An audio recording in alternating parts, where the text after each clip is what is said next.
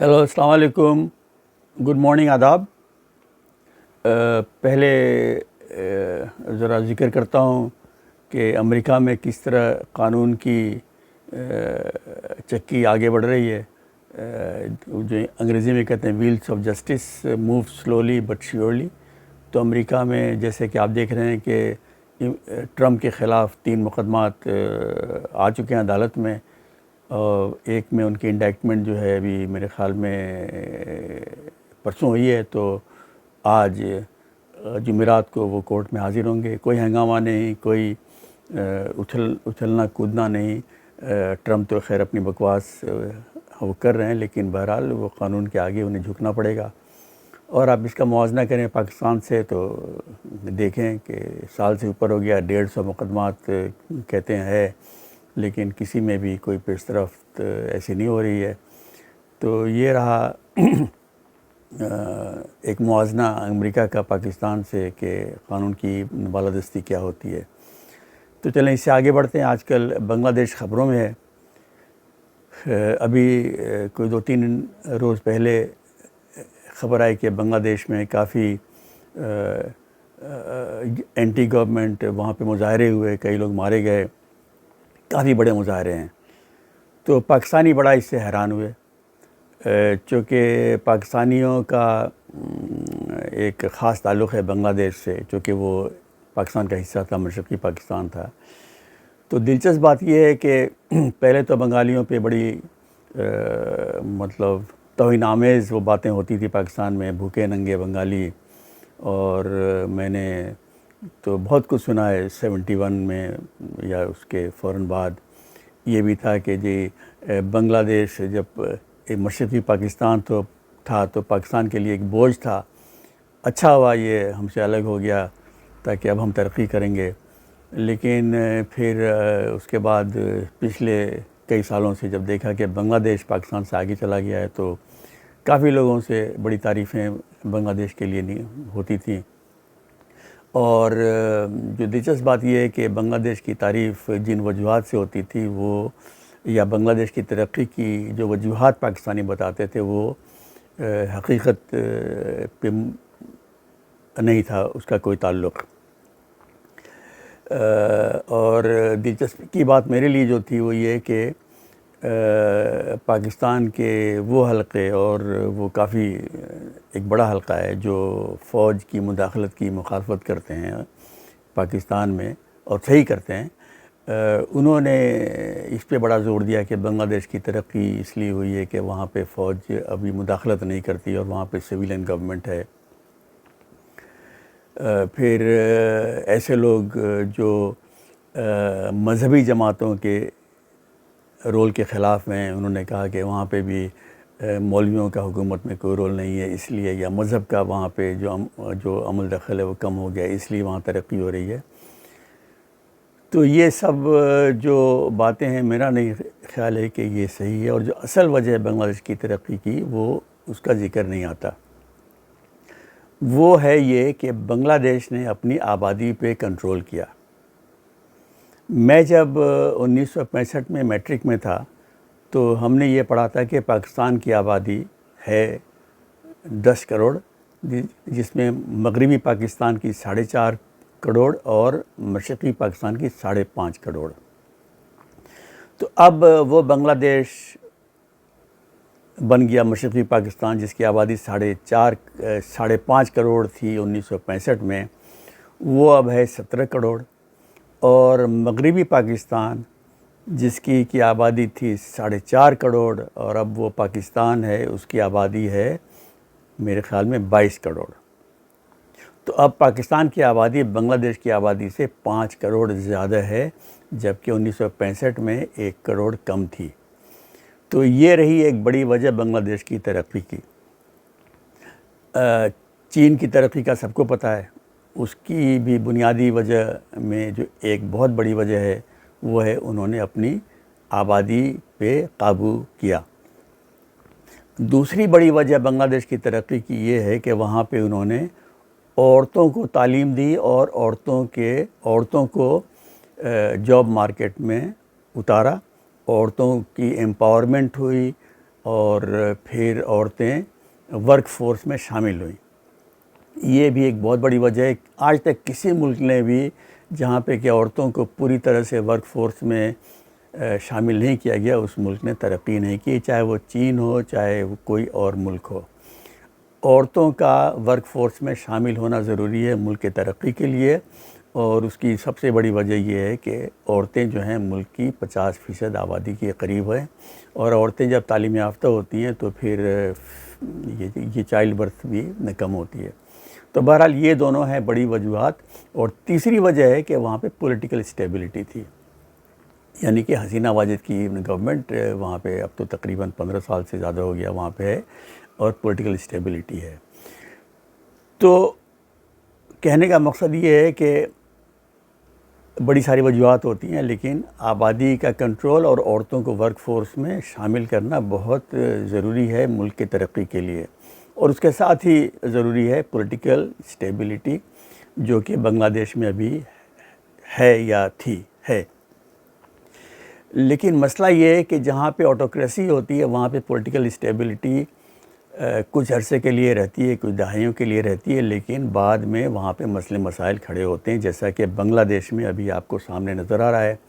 کہ جو وہاں پہ اپوزیشن پارٹی تھی اس کو بالکل انہوں نے ختم کرنے کی کوشش کی تھی, اور ان کے لیڈرز کو جیل میں انہوں نے ڈالا ہوا تھا. لیکن جیسے ہی اکنامک کنڈیشن تھوڑی سی ابھی خراب ہونے لگی ہے تو لوگ سڑکوں پہ نکل آئے ہیں. اب جو مستحکم ڈیموکریسیز ہیں جیسے ویسٹرن ڈیموکریسیز ہیں, یورپ کے ہیں, امریکہ ہے, آسٹریلیا ہے, یہاں پہ اس طرح کے ہنگامے نہیں ہوتے. اور جو دوسری دو باتیں بتائی تھی کہ آبادی پہ قابو اور پھر عورتوں کا انوالومنٹ ورک فورس میں, یہ ہر جگہ پہ ہے اور یہ ملک ترقی کر رہے ہیں. اب رہا یہ کہ کیا ترقی کرنے کے لیے ضروری ہے کہ وہاں پہ فوجی مداخلت نہ ہو, ایسا بھی نہیں. کیا یہ ضروری ہے کہ ڈیموکریسی ہو, ایسا بھی نہیں. کیا یہ ضروری ہے کہ آٹوکریسی ہو یعنی آمریت ہو, ایسا بھی نہیں. آپ اگر نظر ڈالیں تو دیکھیں گے کہ ہر نظام کے تحت, ہر قسم کی حکومت کے ماتحت کچھ ممالکوں نے ترقی کی ہے, اور دوسرے ممالک ایسے ہیں جیسے کہ پاکستان جہاں پہ ہر طرز حکومت کی وہاں پہ آئی حکومت, لیکن وہاں ترقی نہیں ہو رہی ہے. اب میں آپ کو کچھ مثالیں دیتا ہوں. ایران نے بہت ترقی کی تھی شاہ کے زمانے میں, اور یہ تقریباً سب کو پتہ ہے کہ شاہ کے زمانے میں ایران بہت ترقی کر رہا تھا, اور وہ ترقی رک گئی پھر وہاں پہ جب ان کا تختہ الٹ کے وہاں پہ یہ آیت اللہ کی حکومت آئی.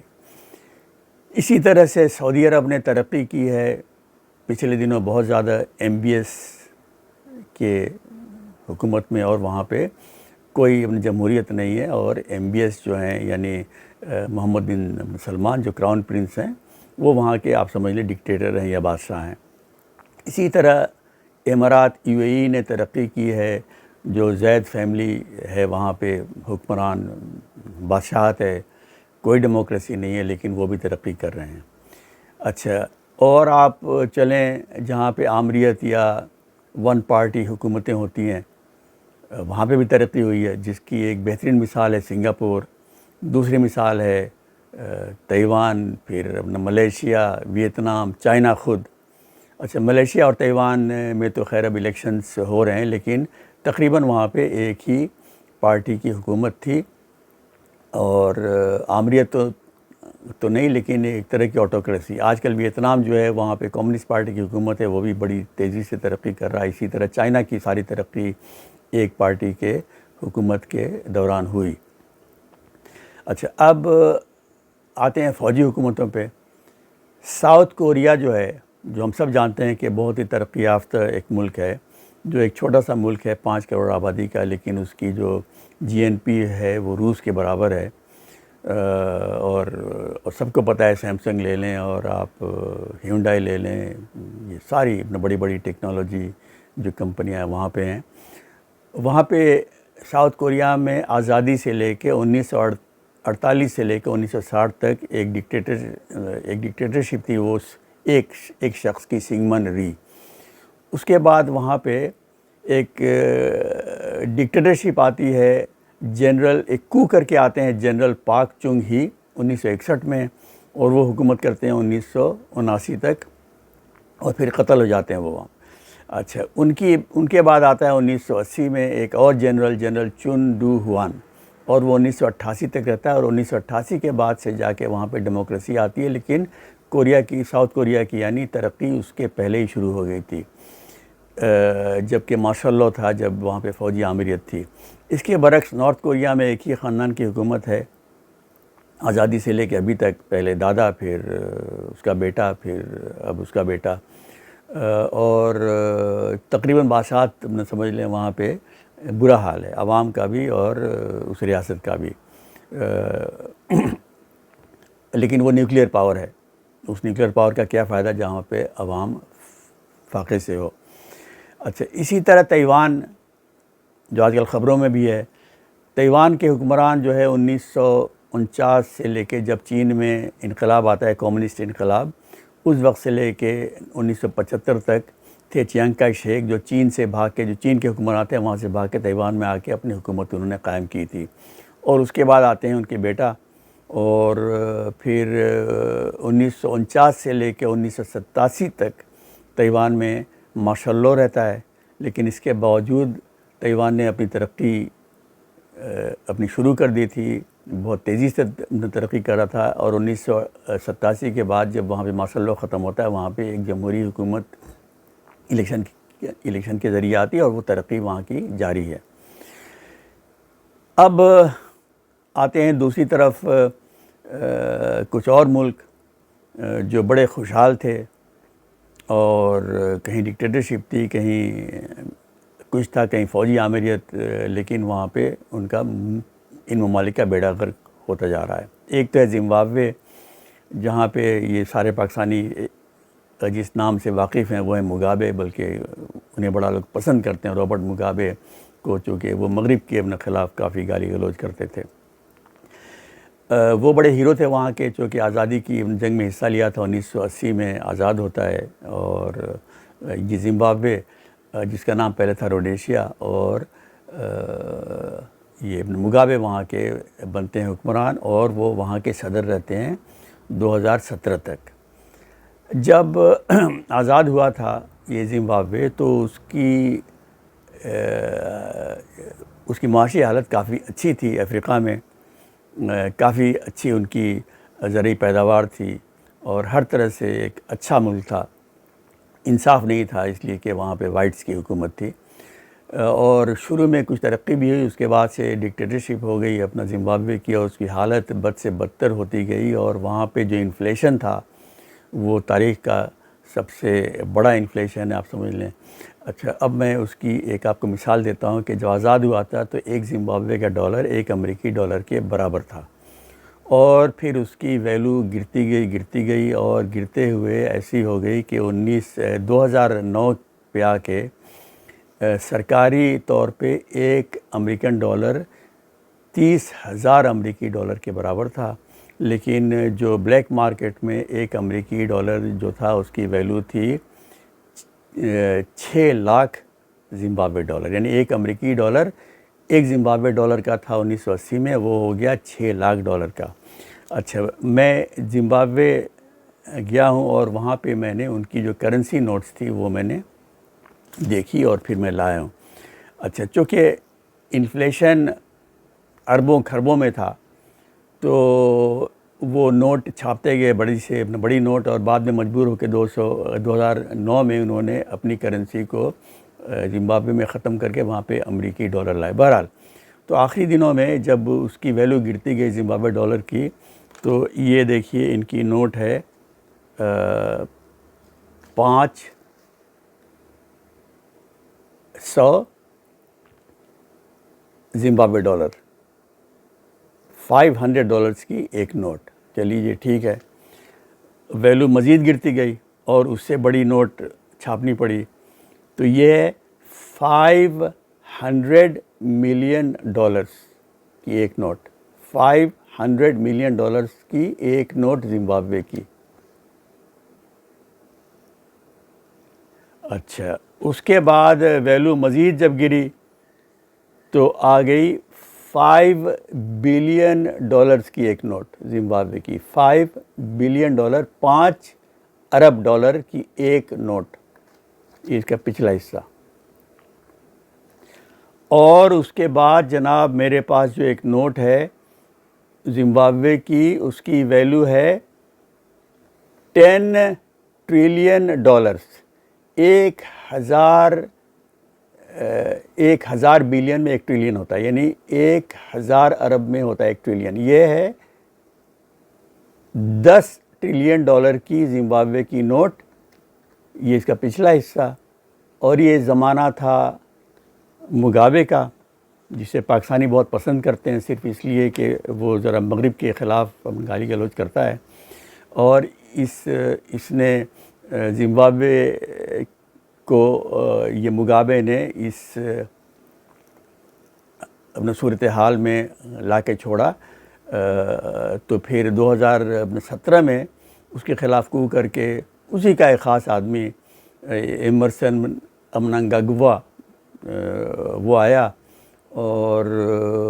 زمبابوے کے حالات کوئی خاص بہتری کی اپنے طرف نہیں ہے، وہ ڈکٹیٹرشپ وہاں پہ چل رہی ہے، یعنی کہ گورنمنٹ وہاں پہ بہت اسٹیبل ہے اور فوجی حکومت بھی نہیں ہے، لیکن ملک کا بیڑا غرق۔ اسی طرح سے آپ لے لیں ساؤتھ افریقہ، جب وہاں پہ گوروں کی حکومت تھی، انصاف تو نہیں تھا لیکن کافی اکنومیکلی بھی اچھا تھا، اسٹیبلٹی بھی تھی۔ اس کے بعد سے وہاں پہ افریقن نیشنل کانگریس کی حکومت آئی، جس کے بانی تھے اپنے منڈیلا، بہت بڑے ہیرو ہیں اور ہونا بھی چاہیے۔ لیکن وہاں پہ اب جو حکومت ہے وہاں پہ ایک پارٹی کی، اور ساؤتھ افریقہ بھی آج کل تباہی کے طرف جا رہا ہے۔ اور ایک آپ کو مثال دیتا ہوں، ایک نہیں بلکہ 2 دیتا ہوں، وینیزویلا اور ایک ہے نائجیریا۔ یہ دونوں بہت ہی رچ کنٹریز ہیں، ان کے پاس آئل اینڈ گیس کے بہت بڑے ذخیرے ہیں، خاص کر آئل کے۔ وینیزویلا میں کہتے ہیں کہ دنیا کا سب سے بڑا آئل ڈپازٹ ہے، اور وہاں پہ جناب ایک بڑے ہیرو آتے ہیں، یہ لیفٹسٹ 1999 میں 2013 تک ہوتے ہیں، ہوگو چاویز، اور پھر اس کی تباہی شروع ہوتی ہے۔ پھر اس کے بعد آتے ہیں اس کے ہی ایک چمچے نکولس مڈورو، وہ ابھی بھی وہاں پہ ہیں۔ تو دنیا کا سب سے بڑا تیل کا ذخیرہ رکھنے والا ملک وینیزویلا، اب اس کی حالت انتہائی خستہ ہے، اور لوگوں کے پاس کھانے کے لیے وہاں پہ نہیں ہے۔ اسی طرح نائجیریا، نائجیریا بھی بہت بڑا تیل کا ایکسپورٹر تھا، پاکستانی اس سے واقف ہیں، اور وہاں پہ تو فوجی حکومت بہت پہلے ختم ہو گئی تھی، لیکن اس کے بعد ڈیموکریٹک الیکشنز ہوتے ہیں، اور الیکشن کے نتیجے میں صدر آتے ہیں، لیکن اسٹیبلٹی بھی ہے اس لحاظ سے کہ بہت عرصے سے وہاں پہ کو بھی نہیں ہوا ہے، لیکن ملک کی حالت بہتر نہیں ہو رہی بلکہ بد سے بدتر ہوتی جا رہی ہے۔ اب آخری ذکر کرتا ہوں برما کا، جہاں پہ فوجی حکومت ہے 1962 سے، یعنی کہ 60 سال سے اوپر ہو گیا فوجی حکومت ہے، اور برما بھی کافی امیر ملک ہے، معدنیات ہیں وہاں پہ، ٹمبر ہے، بڑے سارے ریسورسز ہیں، لیکن نالائق فوجی حکومت اور ڈکٹیٹرشپ کی وجہ سے اس کا بیڑا غرق، اور برما جو ہے وہاں کے لوگ انتہائی غریب، وہاں کے فوج اور جرنیل بہت امیر ہیں، اور ان کا بہترین دوست ہے چین اور اب روس، اور مغرب نے اپنی طرف سے ان کے اوپر پریشر ڈالنے کے لیے سارے سینکشنز وغیرہ لگائے، لیکن چونکہ ان کے پاس معدنیات ہیں اور وہ معدنیات خریدنے والے وہاں سے ہیں چینی، تو وہ حکومت جو ہے اپنا وہاں پہ قائم ہے۔ وہاں کی جو سب سے مقبول لیڈر اونگ سان سو چی، اسے جیل میں بند کیا ہے۔ اس نے الیکشن میں بھاری اکثریت جیتی تھی، جب ایک ہی دفعہ وہاں پہ الیکشن کروایا، تو وہ اب جیل میں بند ہے، اور وہاں پہ جو فوجی ٹولہ ہے وہ حکومت کر رہا ہے، اور جو سینئر جنرل ہیں 5 سٹار کے، وہ وہاں پہ اپنی حکومت چلا رہے ہیں، اور ملک کی حالت خراب۔ اچھا، پاکستان بھی ان ممالک میں سے ہے، ان چند ممالک میں سے جہاں پہ ہر طرح کی حکومتیں آئیں، فوجی، civilian, democratic, naan democratic, authoritarian, لیکن ملک جو ہے وہ بد سے بدتر حالت میں آتا گیا، اور ان کی کیا وجوہات ہے یہ تو آپ بھی سوچیں، غور کریں، لیکن میرے اس ویلاگ کا مقصد یہ تھا آپ کو بتانا کہ کوئی خاص ایک طرز حکومت نہیں ہوتی کہ وہ ایک ملک کو بہتری کی طرف لے جائے یا اسے اور پسماندہ کر دے یا کرائسس میں ڈال دے۔ ہر طرح کی حکومتیں ملک کی بھلائی لا سکتی ہیں، اور اسی طرح ہر طرح کی حکومت ملک کا بیڑا غرق کر سکتی ہے۔ میرے خیال میں اس کا بہت زیادہ انحصار ہوتا ہے عوام پہ، اور پاکستانی عوام کو بھی سوچنا پڑے گا کہ کیا ہے۔ لیکن جو بڑی باتیں جو آپ کو میں نے دو بتائیں کہ ملک کو ترقی کرنے کے لیے آبادی پہ قابو پانا ضروری ہے، اور عورتوں کو ورک فورس میں ہونا ضروری ہے، اور اس کے علاوہ پولیٹیکل اسٹیبلٹی یقیناً ہونا ضروری ہے، چونکہ انسٹیبلٹی اگر اسٹیبلٹی نہیں ہے اور انسٹیبلٹی ہے اور ہنگامے ہر وقت ہوتے رہتے ہیں تو وہاں پہ انویسٹمنٹ نہ اندرون ملک ہوگی، نہ باہر سے لوگ پیسے لے کے آئیں گے۔ کہتے ہیں کہ کیپٹل جو ہے وہ سب سے زیادہ بزدل چیز ہوتی ہے دنیا میں۔ ہنگامہ ہوتے ہی سب سے پہلے فرار ہونے والی چیز جو ہوتی ہے کسی ملک سے وہ یا کسی علاقے سے وہ ہوتا ہے کیپٹل۔ چلیے آج کے لیے اتنا ہی، اور خدا حافظ۔